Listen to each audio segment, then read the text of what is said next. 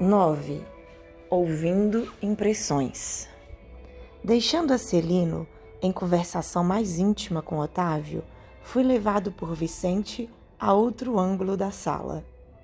Muitos grupos se mantinham em palestra interessante e educativa, observando eu que quase todos comentavam as derrotas sofridas na terra. Fiz quanto pude, exclamava uma velhinha simpática para duas companheiras que a escutavam atentamente. No entanto, os laços de família são muito fortes.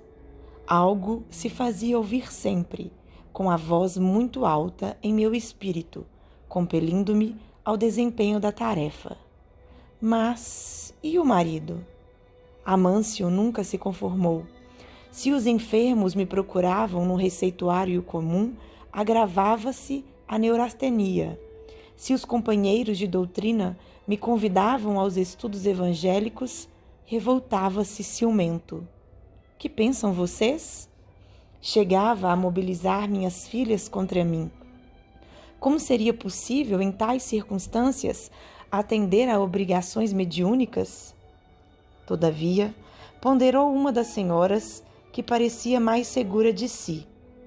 Sempre temos recursos e pretextos para fugir às culpas. Encarecemos nossos problemas com realismo. Há de convir que, com o socorro da boa vontade, sempre lhe ficariam alguns minutos na semana e algumas pequenas oportunidades para fazer o bem.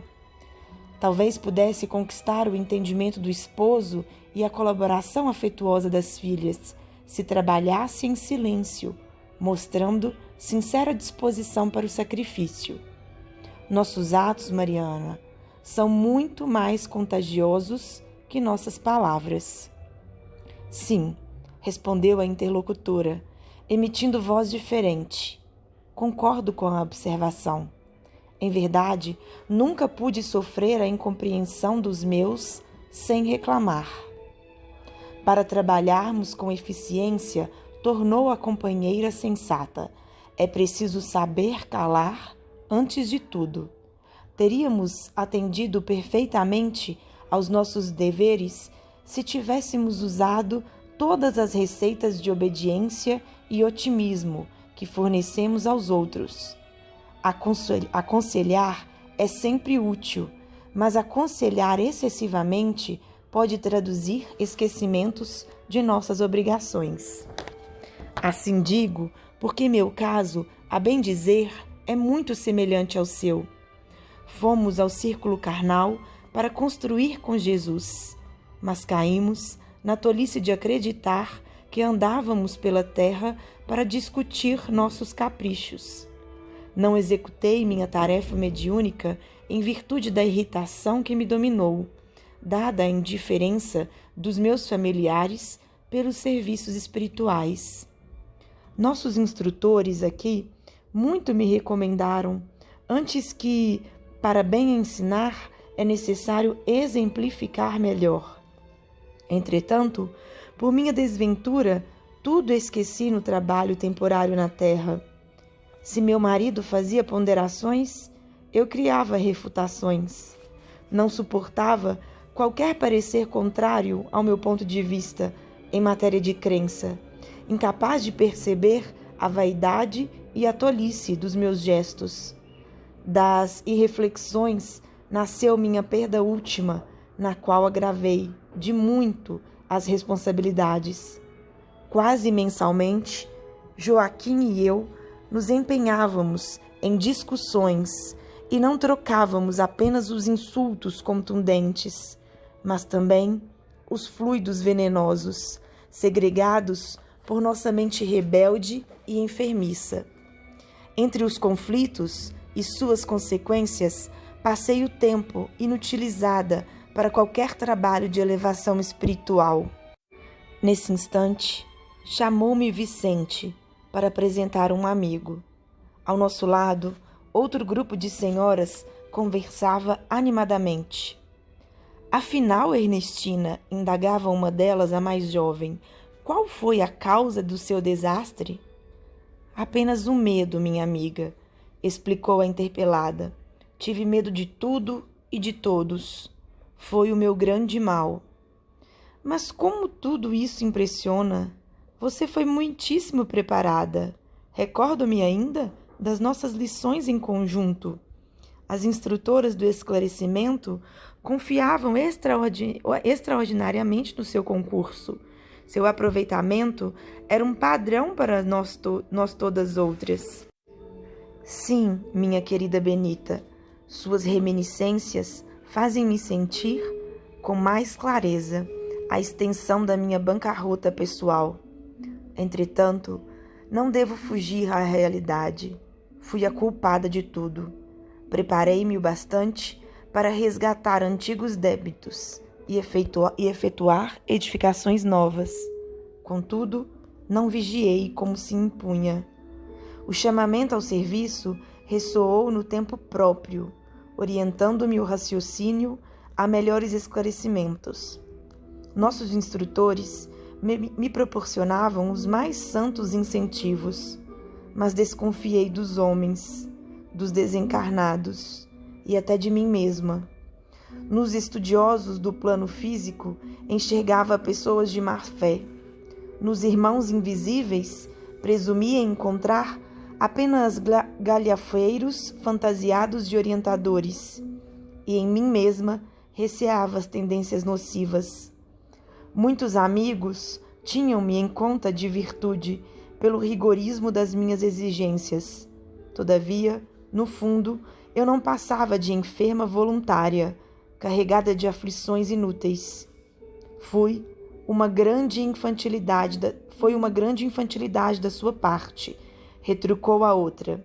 Você olvidou que na esfera carnal o maior interesse de alma é a realização de algo útil para o bem de todos, com vistas ao infinito e à eternidade.